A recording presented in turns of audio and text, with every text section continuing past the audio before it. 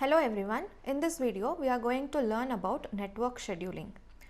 Network scheduling is a technique used for planning and scheduling of the large projects in various fields such as construction, maintenance, fabrication, purchasing, etc. This technique is used to minimize the trouble spots in a project. Before we understand network scheduling, we must understand the phases of a project. A project will have three phases. First one, planning. Planning involves identifying the objectives of a project, identifying the various activities and requirement of the resources such as men, material, etc. So, these are the things that are part of the planning phase. So, second is scheduling. It involves identifying the start and finish time of each activity using the forward and backward pass technique. We also determine the critical path in this phase. Time estimates will be used as base for these calculations during this second phase of a project. So, now let us move on to the third phase of a project, which is called as controlling. After planning and scheduling, in the controlling phase, we analyze and evaluate the actual progress against the plan. So, we have to understand the process of a project and we have to represent this process in form of a diagram. So, this diagrammatic form is called as building of a network or construction of a network. So, when we use this construction of a network, we make use of two techniques to analyze this construction. So, the network scheduling techniques are critical path method, which is also called as CPM, and program evaluation and review technique, which is also called as PERT. Now, let us get familiar with the components of a network.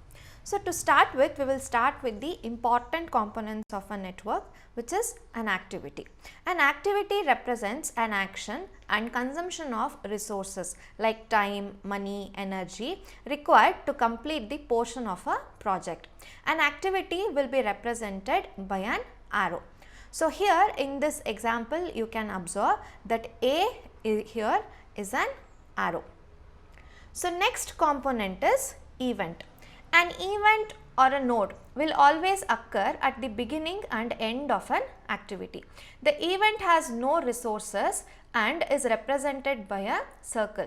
So, in this diagram you can see the ith event and jth event are called as the tail and head events of the activity A. Now, let us move on to the next component, merge and burst event. One or more activities can start or end simultaneously at an event. If multiple activities are ending at an event, we call that event as a merge event. If more than one activity is going to start from an event, we call that event as a burst event. So, next let us see preceding and succeeding activities. So, activities that are performed before the given event takes place is called as a preceding activity, and the activities that can be performed after a given event is called as a succeeding activity. So, in this diagram you can see A is a preceding activity for C and B is a preceding activity for D. C is a succeeding activity for A and D is a succeeding activity for B respectively. So, let us move on to the next component, which is called as the dummy activity. Sometimes while building the network, we will not have actual activity, but just to make sure that the logic of the network is proper and we are able to number the activities and the events properly, we will introduce an activity which will not consume any kind of resource. So, those activities are called as dummy activities. So, in this diagram you can see between A and B there is a dotted arrow. So, this is called as a dummy activity. The meaning of this network is before we start with the activity C, A and B both should be completed, but A and B are starting from different nodes. So, just to connect them we are making use of a dummy activity in this network. So, these were the components of a network. Now let us see few conventions of a network diagram. I have taken few examples here just to make you familiar with the conventions. So I'll start with the example A. So here we have three activities in order. A is a preceding activity for B and B is the preceding activity for C. The meaning is A should be completed before we start B. Similarly, B should be completed before we start C. And in other words, I can say that we can start with B only after the completion of A and we can start with C only after the completion of B. So, this is the meaning of the first diagram. Now, let us go to the second one, which is example B. So, example B again has three activities. So, the meaning of this ABC activities are: A is a preceding activity for both B and C. That means, before we start the activities B and C, A should be completed. Now, let us see the example C. A and B both should be completed before we start with C, because A and B are preceding activities for the activity C. Now, let us see the example D.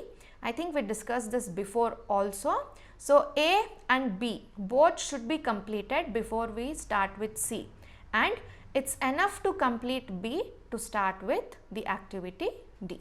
So, these are the few conventions about a network diagram.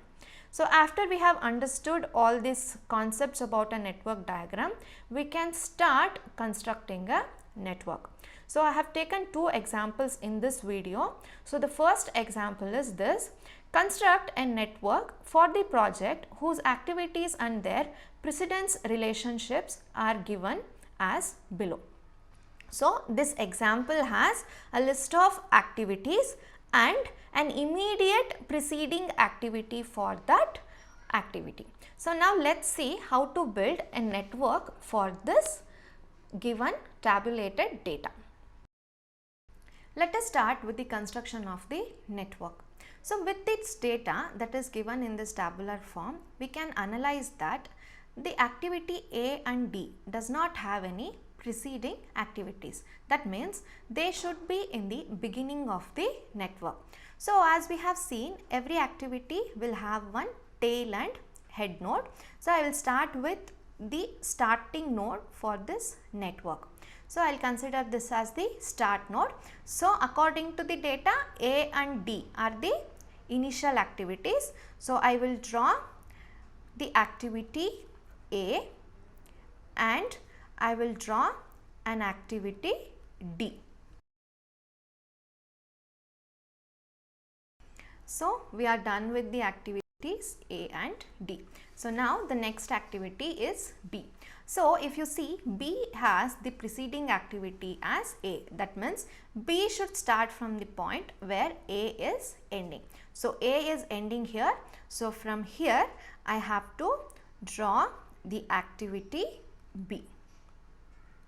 So, this will have a ending node. So, B is done. Now, let us see the next activity, which is C. C is also starting in the point where A is ending. So, A is ending here. So, from here I should have one more activity, which is C. So, C will have one node here. So, C is done. Now, let us see the next activity, which is E. E should start from the point where D is ending, and look at the next one. F should start from the point where B, C and E are ending. So, we have a B which is ending here, we have C which is ending here, and till now I have not drawn a line for D. So, according to this, if I end this activity E with the same point as C, I can start the activity F from that point. So, what I will do? From D, I will draw an arrow for the activity E and I will join it with the ending node of C. So, E is done. Now, let us draw an arrow for this F. F should start from the point where B, C, E are ending.